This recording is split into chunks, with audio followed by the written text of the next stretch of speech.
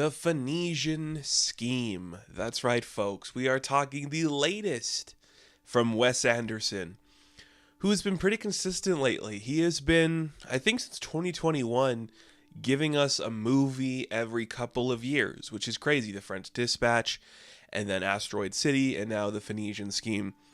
In between this movie and Asteroid City, he won an Oscar for his short film, the Henry Sugar thing. So cool. I mean, he's been talented. He's talented.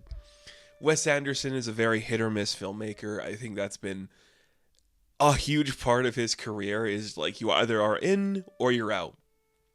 I've never been particularly like into everything. I like some of the oddball ones, but if you've been a fan of this channel and you've been following me talking about these movies and his career, you will know that Asteroid City was my favorite film of 2023, a movie I enjoy so much. I think it's perfect and so interesting. And I think when you have a very specific filmmaker like that, who kind of makes like their auteur piece the thing that's them talking about themselves and the artistry that they go into, the follow-up is hard. But when it's Wes Anderson, he's just like, I'll just do a little silly story here and there.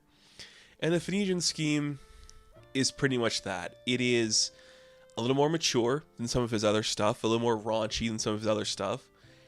And yeah, I think it's just like getting older and you just want to tell like a different type of story. I think there's a lot of like backlash to Wes as a filmmaker where people think he just makes the same thing over and over again. I don't think that's the case. The types of films he makes, they have a very similar structure in terms of like the aesthetic, but they go to different places. They're doing different things. They have different color palettes and attitudes towards them. And this movie is kind of just, well, the world's a little silly sometimes, but it's about people learning a lesson. It's kind of like the perfect film to encapsulate a billionaire learning that maybe he shouldn't be a terrible person, which is kind of a very poignant thing to discuss in today's climate. Not that this film's like entirely political. I think there's a little bit of like the Christmas Carol nature in there of like this guy's bitter and then he like learns a lesson about being a better person, which is kind of cool to see. It feels very modern while having the classic, the timeless, the endless flow of just Wes Anderson now and then. You know, it could be filmed today or yesterday or decades ago. He just makes a timeless film, but it feels modern. I dig it. I think this is a pretty good film. It's hard to say it's his best when you're talking about a filmmaker who's made some incredible works of art. But this is so competently made. The budget is just so there. Like, he knows how to work within this very specific wheelhouse to give you something awesome and just different each time. I dig the themes of this movie. I dig the vibe of this movie. It's just so aware of, like, it's satire, but it's not satire. It's trying to say something, but it's not saying anything. It's aware of itself. And that's kind of perfect. It can make the jokes it needs to. It can be, like, really dry when it needs to. So perfect. Well, still perfectly Wes Anderson. I really dig the cast in this one too. We got a couple of returning faces that play supporting roles, but this is the Benicio del Toro movie. Like, he is the starring role. He's the central focus. He plays Zaza Corda, who's this rich man who's had like a tumultuous life and all these things happen around him, but he's so prominent and powerful. And the world's trying to kill him, but he keeps surviving these assassination attempts, which is a really fun running gag.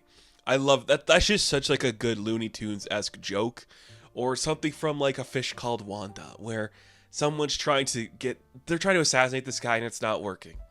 That's always going to be funny. Just the backfiring of trying to kill somebody.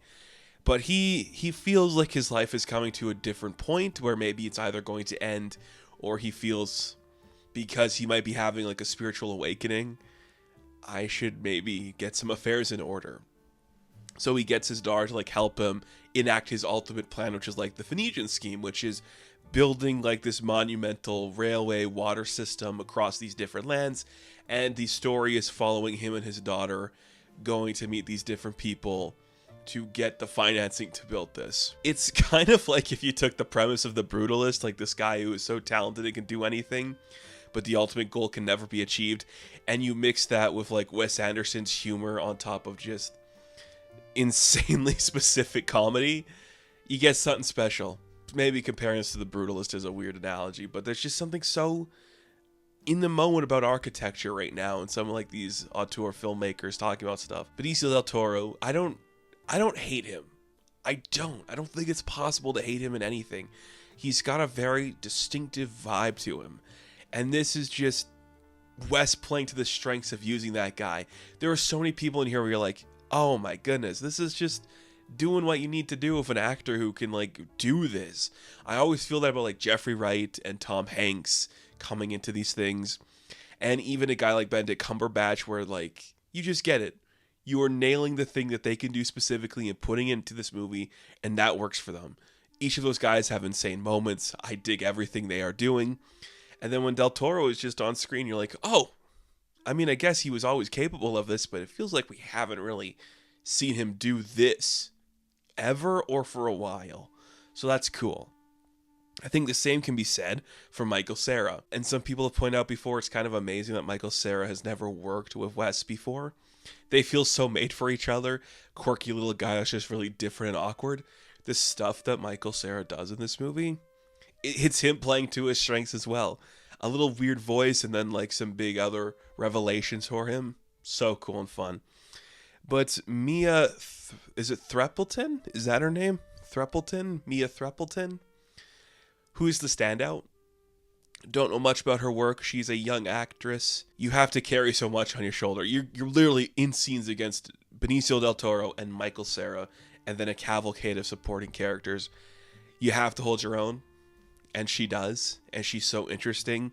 She has such a distinct look to her, a distinct vibe. That character is so distinctly Wes Anderson too. It's so fun to see that. It's such a really fun world. I like the themes of death and longing, how it kind of becomes about your family and not holding on to these grudges or these things that have affected you forever. Really beautiful in that aspect. There's a weird biblical element that kind of goes fantastical, which is not uncommon to a Wes Anderson film, but it just adds another layer of like, oh, maybe there's actually like a real thing being learned here, like a lesson is being learned, which is kind of cool. And then the locations are just great. Like the sets we build are awesome, the color grading's awesome. Every time we're on like a stupid train trolley or something, it looks really cool. Every time we're in like a dusty location, it looks really cool. He likes filming stuff in the desert, which is kind of cool to see, you know?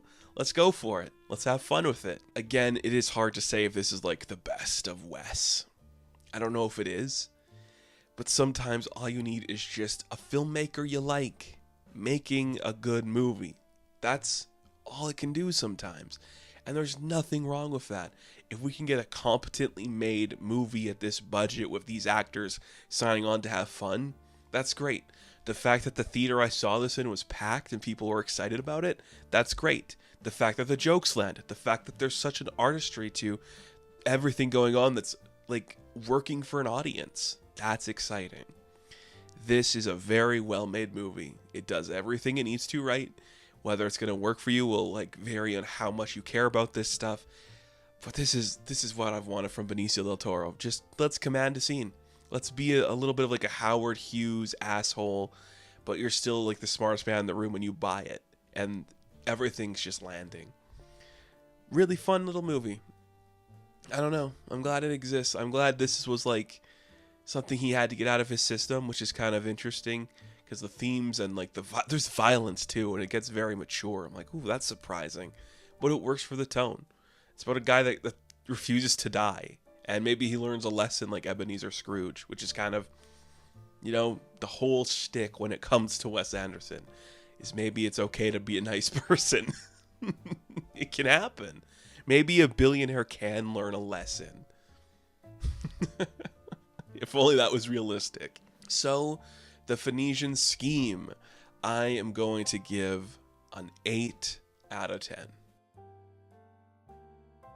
Now, thank you all for watching this review. Be sure to like and subscribe to the channel. And as always, I will catch you in the next one. Have fun. Stay safe. Good luck.